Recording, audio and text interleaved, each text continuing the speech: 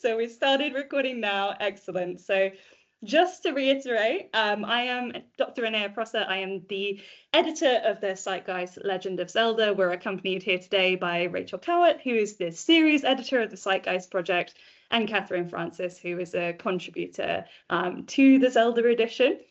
And this is freely accessible online because science shouldn't be behind paywalls. So you can access this, you can read all of this book in PDF for free online.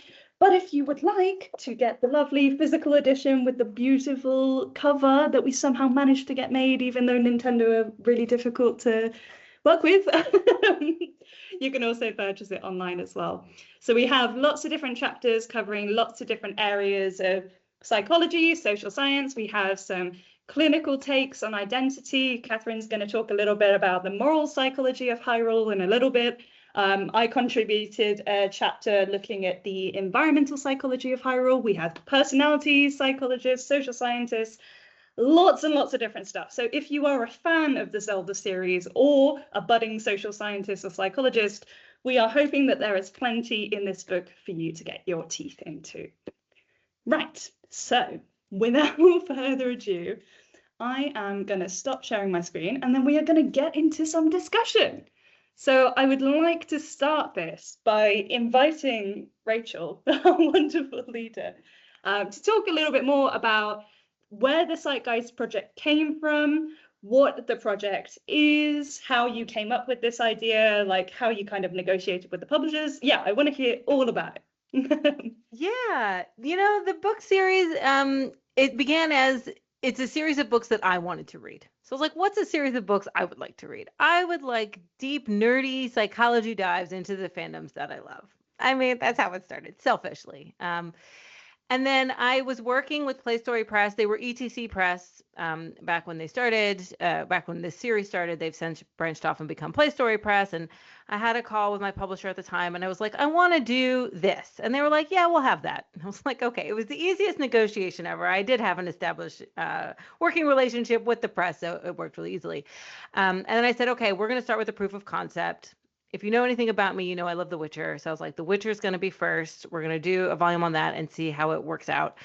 And it worked really, really well. And since then, it has grown now. Originally, I think we said there was going to be 20 books in the series, but now it's kind of like ad infinity. Like, I think it's just going to continue on as long as I'm here to do it. We have 15 of them published.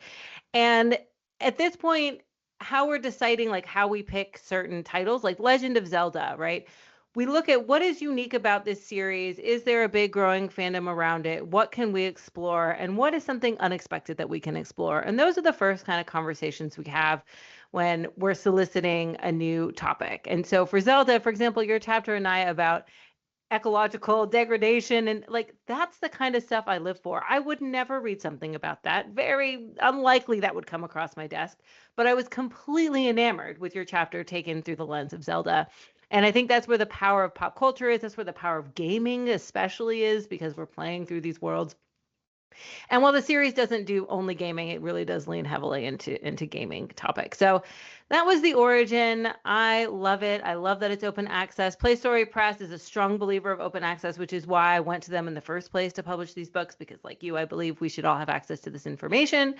And it is a really good opportunity also for us as scholars, for all the contributors to these volumes, to flex our muscles with scientific communication. Because like you said, it isn't really a skill we're taught, and it is a skill that's learned over time, but it's so important, especially this day and age on the internet, when everyone's opinion seems to be taken as equally valid, and academic opinions are sometimes just like thrown in with the bunch. Like, it's really important that we're able to communicate complex findings in really easy to understand ways so we can talk to everybody.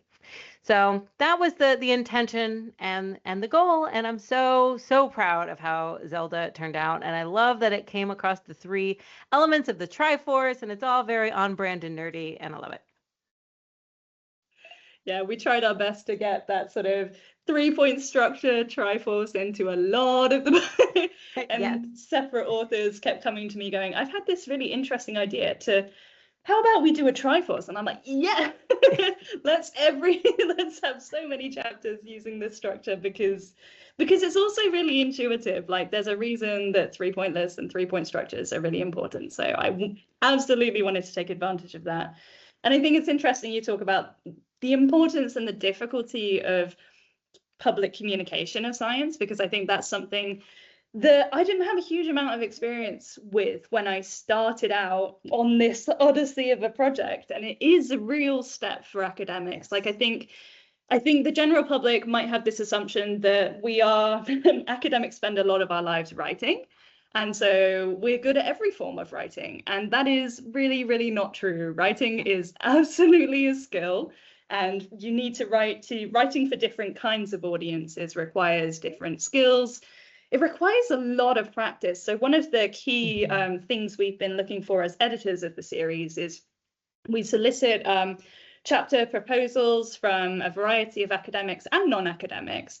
And oftentimes our feedback to academics is, wow, this sounds interesting, but if I'm a member of the public with no experience in your field, I might not understand this at all.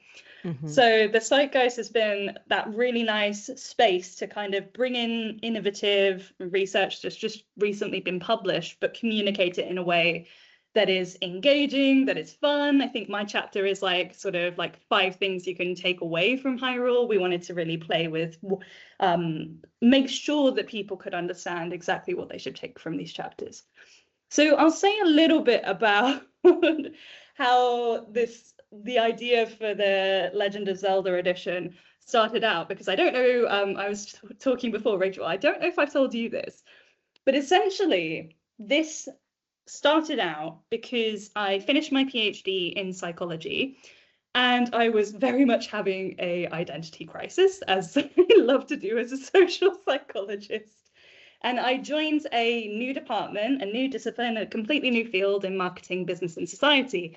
And I was seeing some connections between the work that I'd already done and sort of mass communications and media, but I was really struggling to connect the environmental literature with these sort of big items of media like games, like, you know, visual communications, all of this kind of stuff.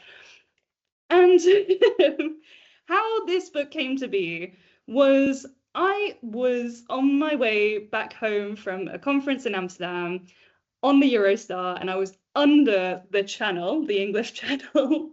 And I thought, you know what? Like, I think I saw one of your posts on LinkedIn or something, Rachel, and I was like, I'm going to shoot my shot. So the email you got from me was sent from under the sea in between Paris and London. But, you know, I send out a lot of cold emails, and sometimes it really does pay off. Not a lot of the time, but this was one of the times it really paid off.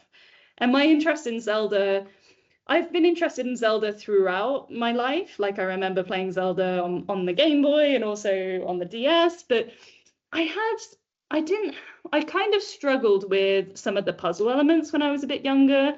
And I also, you know, as a woman, I had a bit of another identity crisis about whether I was truly a gamer.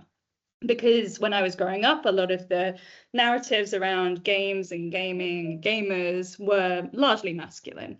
So it wasn't actually really until the pandemic, until COVID came around in 2020, that I really settled into that gamer identity. And I spent... It's all right. But during 2020 lockdown, I spent a lot of time playing on my Switch, and almost all of that time was spent in Breath of the Wild in Hyrule. And it really just changed my understanding of what a game could be, what a game could do for you psychologically, particularly with all these grand landscapes, and especially during a time where we couldn't access any of nature ourselves. It was just an absolutely profound experience for me that changed how I relate to nature, even though it's a completely virtual world. So that's sort of where my interest in Zelda started, where the book came from. Now, Catherine, I want to hear a little bit more. I want you to tell us about your chapter and the kind of human story behind your chapter, because when I was editing your chapter, I was laughing out loud so much. It is one of my favorite chapters in the book, and it's so necessary. I'm so glad. I'm glad it made you laugh, because I wanted, listening to you both talk about the importance of kind of bringing science to everyone. It just that just speaks to me, I think. And so much of what we're interested in, so much of what psychology is about, I think is so inherently interesting to people, because we're people studying other people, so it's just interesting to everyone. So I get so frustrated when we're not speaking plain English. So I'm really glad that that came through in the chapter, because it was really important for me as well. And it's really interesting listening to you talking about identity, Annayah, and sort of the role of games that and how games have sort of shaped your identity in your life. So I've been playing games for a long time, and I grew up as a sort of an only child. But there were in the very small rural village that I grew up in, there were two guys down the road who had, they would always get the first games console, and then I would get it afterwards. So I've been playing games for a long time. And I think what you say about sort of COVID and the idea of sort of using games to connect with these other worlds is so important. And for some time, so my background is in moral psychology. So my PhD was sort of looking at the role of kind of moral judgment and moral action. So how we make, these difficult decisions about what's right and what's wrong, what's good and what's bad, how our beliefs, our moral beliefs shape then what we do in a given situation. So I'm really interested in all of those kinds of interesting, difficult questions. And then I'm particularly interested in how we manage these kind of moral conflicts, these moral dilemmas on a regular basis. And all sorts of different moral conflicts. How do we decide what we should be eating? Should we eat meat? Should we have a plant-based diet? Should we be recycling more? All these kind of bigger picture moral questions. And so when we started thinking about the Legend of Zelda and sort of the role of moral narratives in games more broadly, this was just the most exciting thing for me ever.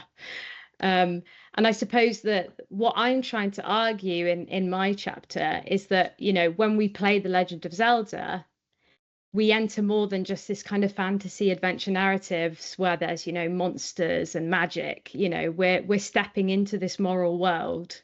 So, Hyrule isn't just a kingdom that's full of these kind of fictitious characters, and I'm arguing that it's a moral landscape where our actions can actually carry real meaning, and that those choices kind of permeate what happens in that fictional world to what happens in the real world. So, in most of these Zelda narratives, we're joining Link, and he's this kind of archetypal hero. And I know there's a great chapter on that in the book as well. And it's all about this struggle between light and dark and good and bad, which is just that. I mean, that is inherently what morality is about. And the conflicts that that Link faces, we face those. I mean, we can relate to the kinds of conflicts, duty versus autonomy, courage versus fear. Do we do the right thing? Do we do the easy thing? Those kind of narratives are embedded throughout the whole chapter. And I think, we can use games like Zelda as this kind of moral laboratory, this testing tool. It's a way of us sort of experimenting with our own moral compass and deciding, what do we do in a given situation, and how that shapes us. So that's how I kind of see the chapter. Yeah, and I think your chapter came out of a lot of interesting discussions that have been going on online, and lots of different things about, like, we talked at one point about players that do vegan runs of Breath of the Wild, or who do vegan runs without realizing. So for those of you who don't know, there are sort of wild animals in Hyrule in both of the open world games, and you can kill those animals and you will get meat from those animals that you can use to sustain yourself. And some players realize this and take a lot of advantage of it. Other players don't realize, and then other players sort of feel really conflicted about this. So there's a couple of interesting papers that are cited in, I think, both yours and my chapter, looking at the importance of, like, vegan runs and whether what you do in the game affects who you are in reality, or if you can separate them. Catherine, I don't know, could you talk a little bit more about the idea of bleed? Because I know you've been doing some work on bleed, right? Yeah, definitely. So I think, I'm really interested in the idea of, like, having two moral compasses. So there's like this real moral compass or moral set of moral values you have, and then maybe like a fictitious set of moral values that you have. And I think that interest has come from both my academic background as a moral psychologist and, thinking about people being hypocrites. So there's loads of evidence showing that, people say they're going to do something and then they don't do it. We're all guilty of that. But then also as a gamer myself, I've always been the sort of person where, if I go into a video game, I don't want to hit the chicken because I feel terrible. But you do get very different patterns among gamers. Some individuals go in and then they want to be the worst possible version of the player character that they can be and kind of see what happens. Other people go in and they don't see any kind of moral relevance to what they're doing in the game. So there's this really big difference, I think, between gameplay. And I've always been interested in that. So, in Hyrule, we might steal, break pots, cook meat, and then not experience guilt. But some of those actions are still feeling wrong for certain people. And there's really not a lot of research at the moment unpicking why that's happening.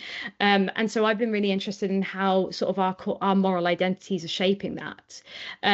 So we know from research that some people have this really internalized moral identity where, that's a really pivotal, crucial part of who you are as a person navigating the world. And so it looks as though when you're someone who has this really internalized moral identity, even in gaming worlds, you really struggle to push the boundaries of that. So these kinds of actions feel real. And I know Annayah and we've spoken quite a lot about the sort of torturing Koroks videos and Tears of the Kingdom. And, that I think that's a really good example of this because many individuals laughed at that. Other people felt really uneasy. And there's been lots of really interesting online conversations about what's going on there.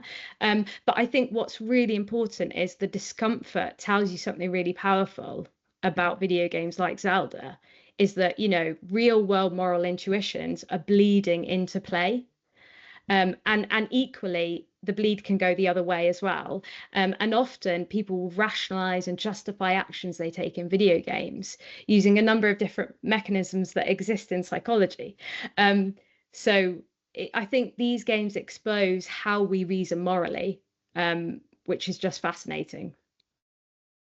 Yeah, I agree. I completely think it's so fascinating. And I think Zelda is an interesting franchise to look at in this regard because it's not traditionally what we think of when we think of a video game for a lot of people. For a lot of people, the first thing to come to mind is something that explicitly centers violence, like Call of Duty or Fortnite or something like that. Whereas in the Zelda series, there's always a slight degree of separation between the violent act and the consequence of that act. It's very cartoon, which is why I like it, honestly. Like I'm very much one of those people who my behaviors in game bleed into real life, and I can't bear the thought of torturing a Korok, But for a lot of other people, I mean, Rachel, you are an expert in the social impact of video games.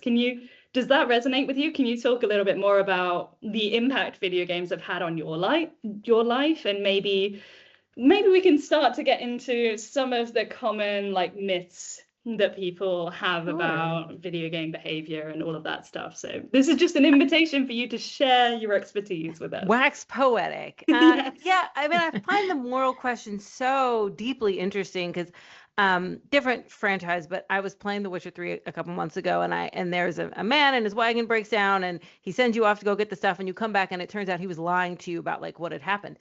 And so then you have a decision to make, and it's do you give him his stuff back or do you just leave him there? And I was like, screw this guy, I'm leaving him. And my husband was next to me and he was like, you are so mean. And I was like, he lied to me. I'm not giving him his stuff back. And so there's such an interesting conversation about, do you do what's best to progress the game? Do you do what's reflective of you? Or are you the anti-hero, right? Or are you just doing the opposite just to cause trouble and see what happens?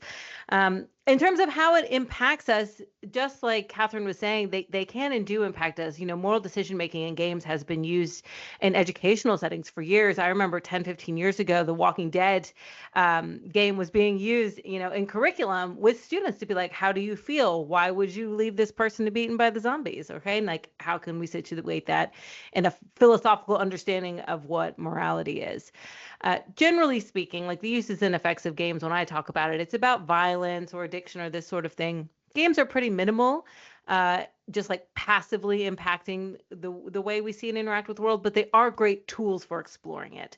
So if we're, actively invested in playing The Legend of Zelda and we, what's the word, imprint ourselves onto this character and we're navigating it, it's going to reflect our values and it's going to impact us reciprocally. So if I do something and I feel bad about it, if I'm breaking pots, I don't really feel bad about breaking pots, but if I was killing the wild animals and I feel bad about it, right, that's an invitation to reflect on what that means about me and how I want to go and see and interact with the world. Yeah, and I think we have some chapters that talk about that and how it's like video games are environments that can help us develop really important skills that we can use in the real world. So we have like one of the first chapters looks at self-determination theory. It's a great chapter by George Farmer and Daniel Kelly that talks about how kind of the difficulty curve or challenge level of games can help us really become more persistent and resilient beings in life, where we're filled with challenges and we encounter all of these tough circumstances. If we have that practice of encountering a challenge or a quest that is not so easy at first try and we keep persisting with it, that's a skill that we can very, very much take on with us in real life. 100%. Yeah. 100%. The persistence for Yeah. sure. And I think the book does such a good job of really highlighting those different things we can learn from Zelda, all the different facets. Yeah, for sure. Catherine, did you have any final points on that? Yeah, I mean, one other thing, because I agree with everything you're both saying, obviously. But one other thing that I think is so interesting, like if you look at like public dialogue around video games, is like there's rarely a comparison between sort of gaming and then, reading a book. So I mean, if we look back at, the history of humans and humanity navigating the world, moral tales and fairy tales exist for a reason. They help shape young people's moral character. You read about someone, they go on an adventure, they face some kind of struggle, it's a challenge, you feel that conflict, you feel the dilemma, they do something, you feel and see the consequence of what happens, and it's designed to teach you something in real life, right? And what's so nice about video games like Zelda, like Legend, and all of the games in the Legend of Zelda series, is that the agency that you get is, it's so much stronger because you are taking the action. And actually, with these branching narratives, multiple things could happen. And I think that the value of that in terms of sort of virtue character development is rarely talked about. And I think there's so much to say and there's so much value there. And yeah, I'm glad that we're promoting that because I think it's really important. Yeah, for sure. I mean, I did an undergraduate degree in psychology, and one of the first essays we had to write was, do video games cause violence? And that's been the kind of prevailing question about video games for a very long time. And it distills an entire media form into something very simplistic. Like, this is kind of assuming that all games have a kind of violent element, which many do, but I don't know, does like Animal Crossing cause violence? Does like The Sims cause? Well, The Sims definitely causes violence. Well, I will say, when you opened about explaining Catherine's work about do your in-game actions impact who you are, I was like, oh, I've killed many a Sim just to see what happened. I feel so guilty about playing The Sims. I actually can't play it that much because I'm just like, this is someone's life, and I'm like, no, like I can't do that. But yeah, so games like a laboratory for us to learn things. They're really helpful teaching environments. I think that the restorative impact of playing video games as a hobby, I think, is also really important, regardless of the kind of genre and level of violence in these video games. We seek these like games out as an opportunity to, calm down, to restore ourselves from the world. And in my chapter, I talk a little bit about how throughout the editing process of this book, I started a new job, and it was a very intense time period for me. And one of the things that kept me going even through burnout was returning to video games, particularly the kind of ambient, peaceful video games when I needed a lift, and maybe some of the more violent video games like Hades and Hades 2 when I had some personal frustrations. So I think that element of video games as a hobby that can really help us recover and rejuvenate from everyday life, I think is also really important. But Rachel, I'm interested to hear more about your kind of the advocacy you've done about the value of video games, because you have done so much, and it is just a pleasure to hear about everything you're doing. I mean, there's so many examples of the positive impacts that video games have on the world, or can have on the world as an industry. Like, for example, the Games for Change awards are a huge part of that. I mean, I'm doing some research at the moment on Comic-Con, and it's very clear that events where loads of people can gather to share their interests, where they might not be able to do that in the real world, those are really important. So yeah, just share with us a little bit about your advocacy and what you think is important about video games. Oh, so many things. It's funny when I started my research as a psychologist, the first 10 years were pushing against the stereotype of games, that games aren't antisocial activities, that they don't make you violent, that they're not inherently addicting. And it was really important to me for two reasons. One, I was a gamer my whole life and I found those stereotypes offensive.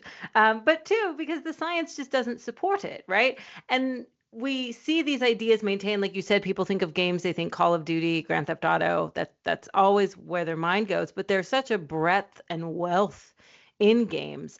And the impact on us is overwhelmingly more positive than negative when we look from a mental health perspective. So I've always been really keen on sharing that message, not just as from personal experience, but just because that's what the science says. And that's really where my interest in scientific communication came from during my PhD, because I was like, why don't people know games don't cause violence?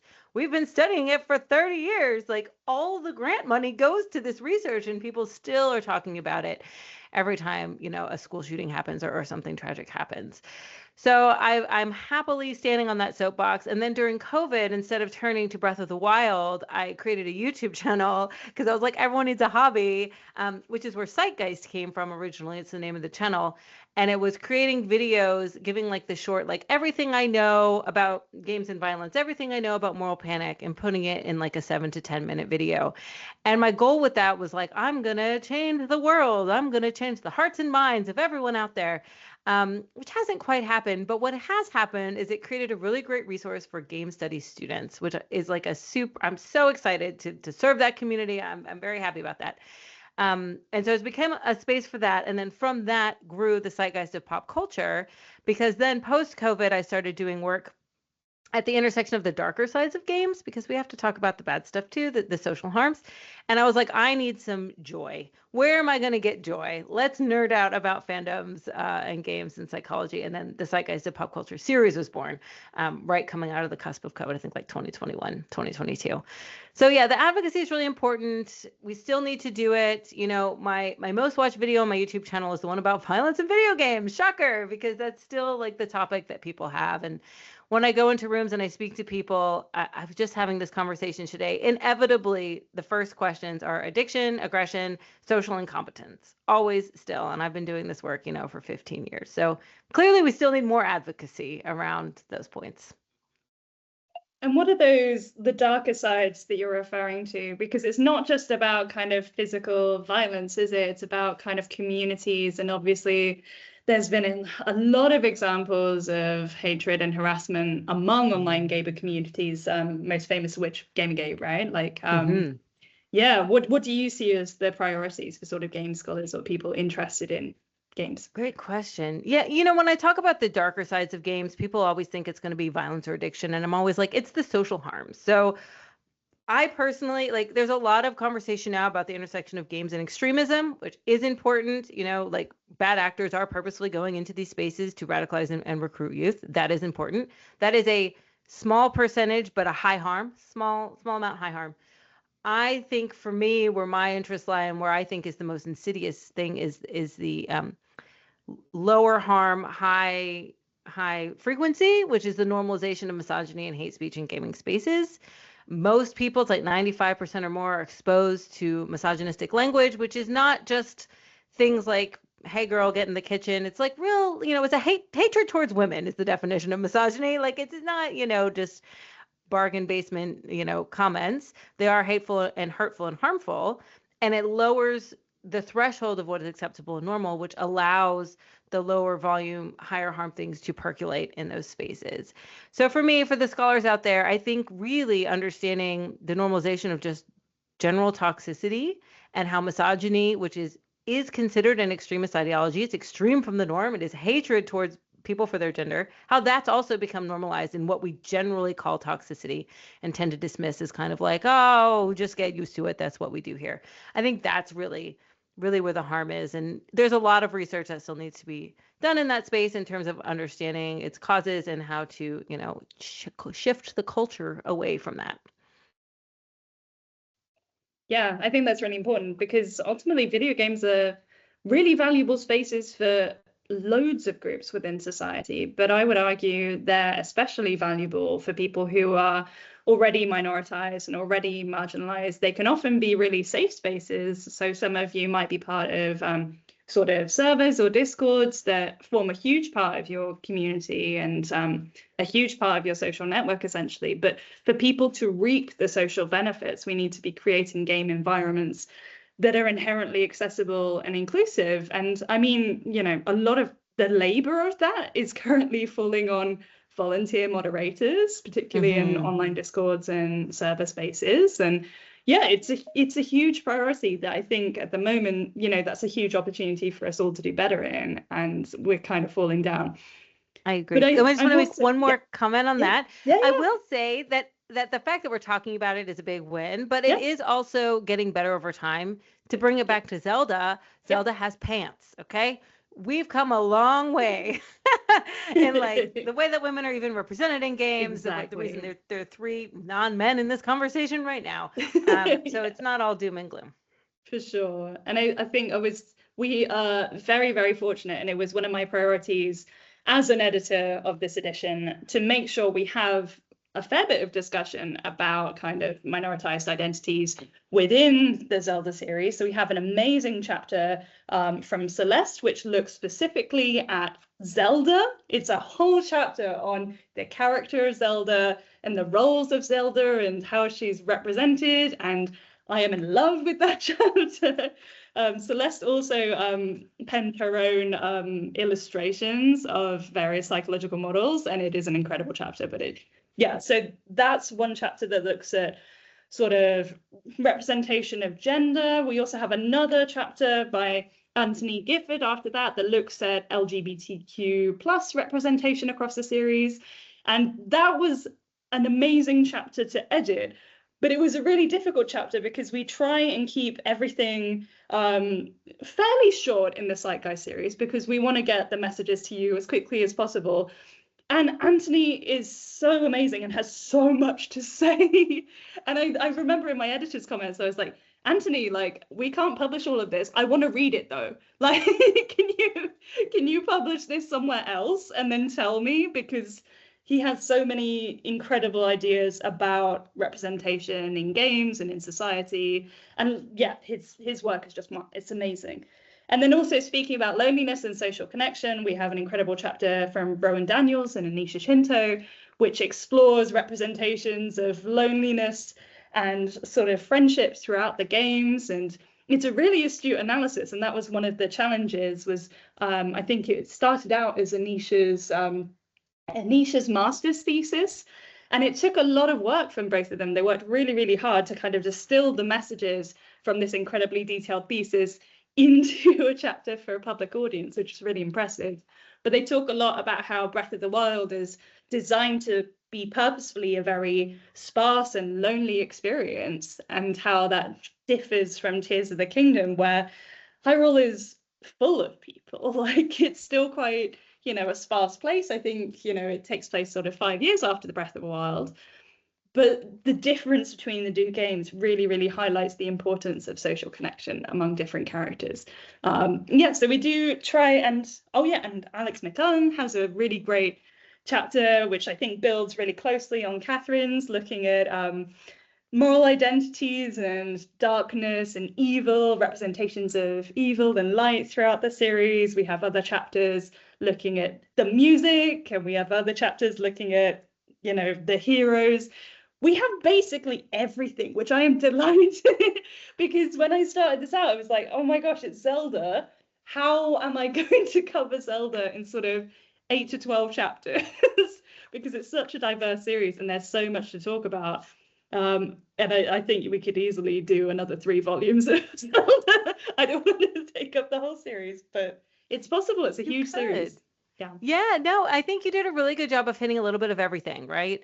The music one especially, I always love the music chapters because, again, what I really want to do with the series is not just bring in psychologists, but bring other people from different disciplines. And so I learned so much reading these chapters about music because it's not my area of expertise. So yeah, there's a little bit in everything. And I want to point, there's a question in the chat, and maybe that speaks to Rowan's and Anisha's chapter. It says, is there something in the book that talks about the love story? Yes. Oh, yeah. I mean, originally, unfortunately, we did have a whole chapter dedicated to that relationship that we unfortunately had to drop. And the sort of proposal that we got was looking at Zelda and Link as a primarily ace-arrow relationship, so asexual, aromantic relationship, and how that differs to how the relationship is displayed in sort of whether it's love, whether it's friendship, lots of different. So we were going to have an entire chapter on that. But there is still some discussion of that in this chapter from Anthony about LGBTQ plus psychology, because I think it's really interesting how Nintendo often leaves things unsaid, or like leaves just enough unsaid for there to be ample fan inspiration. And I mean, there's plenty of fan fiction on this, but there's not quite enough. Like their relationship is so, it could go in so many different directions. And I think that's one of the reasons that we see ourselves in these characters, that we keep coming back to the series, and particularly with the spin-offs. Like I'm a huge, like, I ship Zelda and Link. I'm guilty. But it's what keeps me coming back, is because this idea that these are 2 souls that are intertwined in ways that are hugely complicated and different across the whole series. But we know them, we trust their relationship, we're interested in these characters, and we keep coming back to them.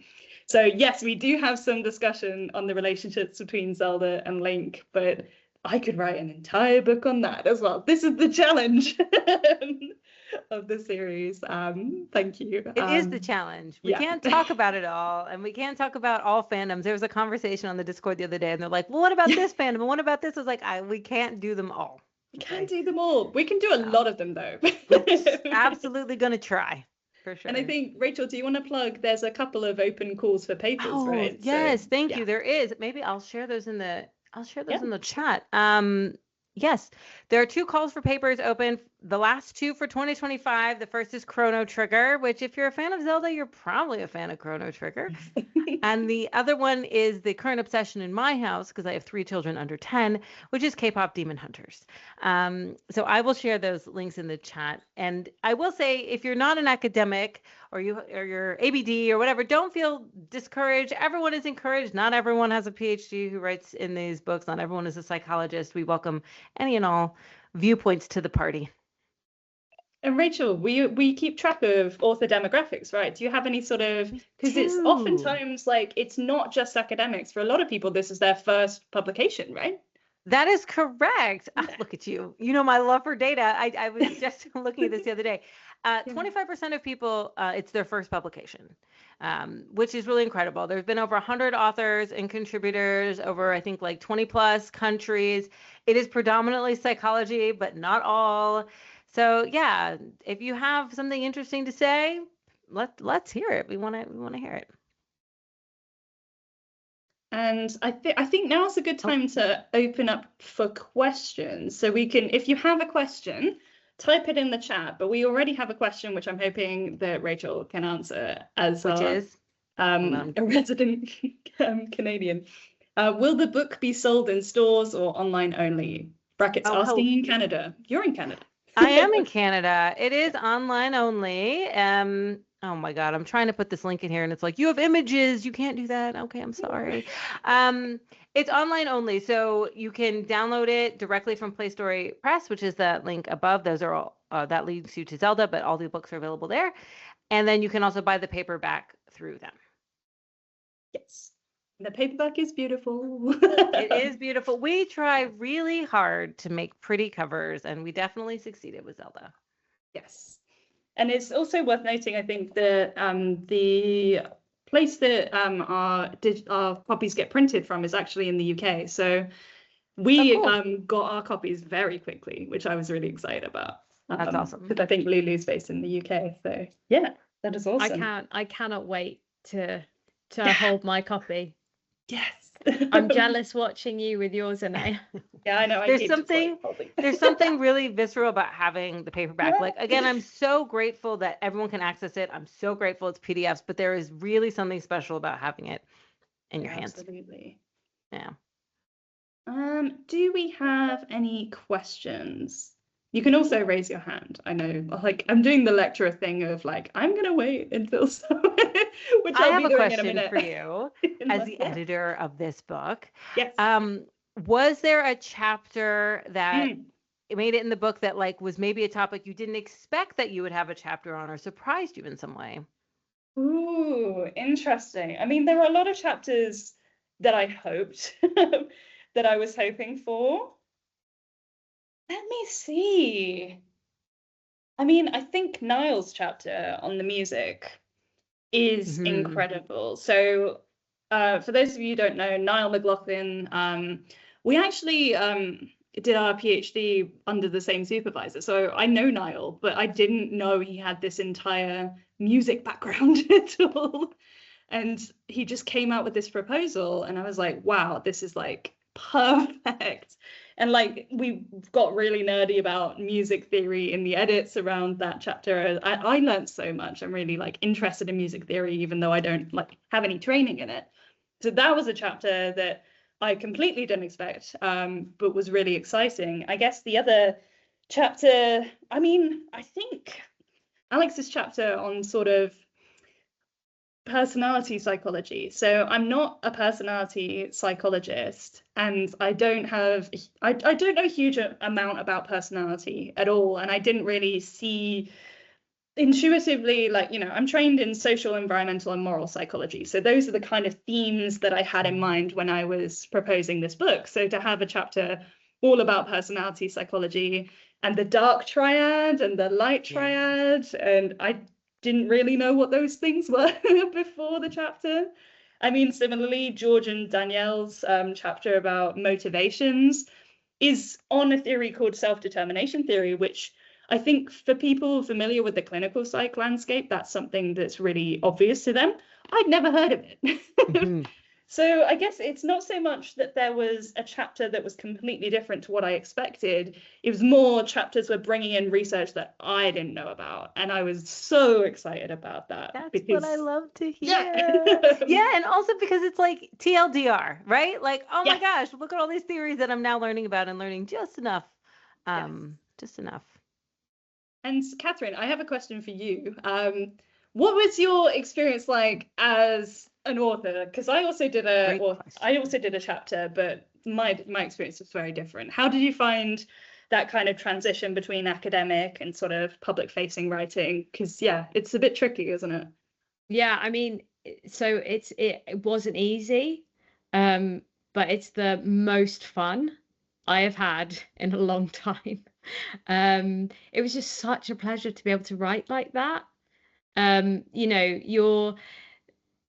goes back to the science communication route that we were talking about at the beginning, but I think it's also, you're bringing together two versions of yourself that you never really thought would collide, and that was just so much fun. Because the academic nerd in me was like meeting the gaming nerd in me, and we were having a great time together. It was just, you like thinking about examples to illustrate the points and being able to, I suppose, as a psychologist, you spend a lot of your time navigating the world, and you see all these theories in everything that you're doing, don't you? So I've been playing games for years and then thinking, oh wow, I feel a real moral conflict, and it's all internalized. So to be able to just be like, put it on paper and share it was really fun. And I mean, one of the coolest parts about being an author was when you were sharing versions of the whole book, and then I was just reading other people's contributions. Yes. And That getting was so so fun. I was getting so Yeah. excited, like all the chapters you just talked about. I was just like, I was immediately just looking through them all. Mm. Um, yeah, so yeah, it's been a really cool experience, and I want more of the experiences. I think Yeah. using pop culture and games as a vehicle to explain theories is just such a brilliant idea. Mm. Yeah. I mean, it's like the kind of thing I wish I would have when I was studying psychology, right? Yeah. When I pitched The Witcher, I was like, we could talk about grief, or you could talk about like series grief. Like which one do you want to read? And the same could be said of, any Yeah. of these books. And so I'm so glad. That's been my Mm. experience too, also when I read the whole Yeah. volume. Because it's like I'll talk, okay, we're doing Zelda, okay, here's the table of contents, okay. And then when I get the manuscript, it's like, oh my God, this is so good.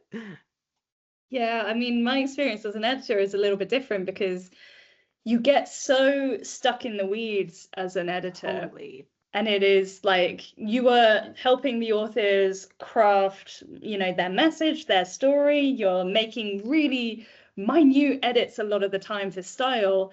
And that point at which I'd finished my edits and then we went back out to all of the authors with the whole book was so amazing because like it actually like I looked at it and I was like, we have a book. We don't just have like we don't have a lot of copy edits that are oftentimes quite boring and frustrating, let's be honest. Yeah. We don't just have like 10 chapters worth of references to sort out. We have something that is physical that I can hold in my hands.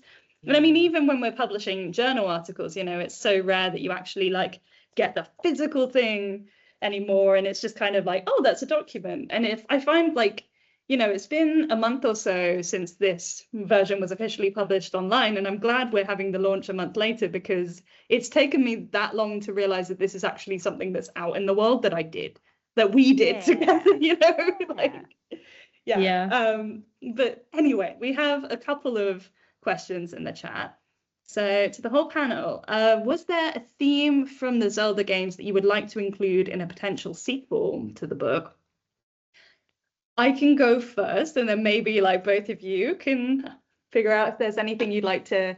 I mean, for me, I think the environmental aspect, there's so much more to be said about that. And I think our chapters were sort of between 4,000 and 6,000 words, which, seems like a lot, but it really isn't that much. And I feel like it's not it's not a lot. And I would really like to interrogate a lot more about the environment of these games and the kind of history of how they were developed, because I talk about in my chapter how a lot of the Zelda series was kind of inspired by the experiences the developers had in nature growing up. And I think those are experiences I had growing up, but a lot of people now, for many reasons, don't have access to nature on their doorstep, don't feel safe to go outside in nature, so maybe the video game is the new frontier.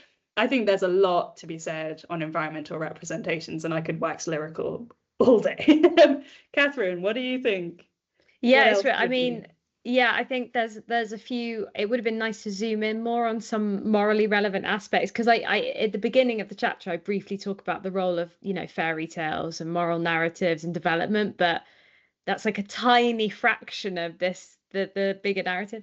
And it would be, I'd love to have something that focuses more on sort of moral development and this socio-affective development in young people, and how the Legend of Zelda impacts that, because it definitely, the games that you carry through, people carry these games through childhood all the way through their lives, right? So I think something on that would be amazing.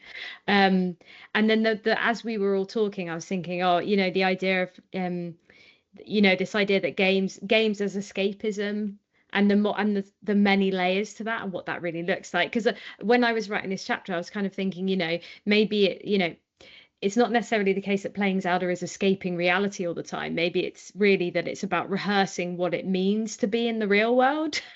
And then that was a real and then that became a real paradox for me. And I thought, there's got to be more on this. There's got to be more on this. Yeah, so and just revisiting the question you asked me before, for me it's been quite transformative, and I found that some of my new research directions have shifted because I engaged with writing this. So thank you, because it's really shifted the my research direction. I love to hear it. It makes me so happy.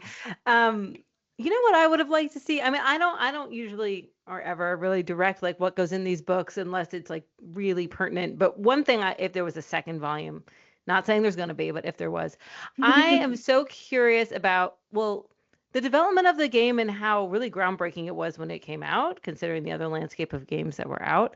But I'm getting pretty into like Nick Bowman's research at the moment on nostalgia and like what makes someone's Zelda their favorite Zelda. So I made a cheeky comment that I like Zelda 2, which I do, the side-scrolling Zelda, which I've read some things on the internet where it's like it wasn't meant to be that way and it was like reskinned and it was like a different game and that's why it's so different.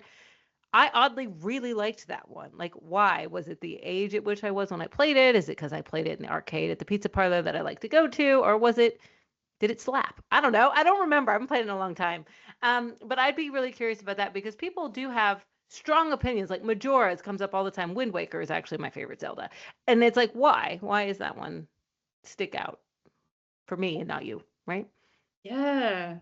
And I think for a lot of people, it's about the kind of time in their lives when they played particular games. So I'm a huge Pokemon fan, to my shame. And a lot of the comments within that fandom are just people angry that the latest game doesn't produce the same nostalgia in them as their childhood favorites that do.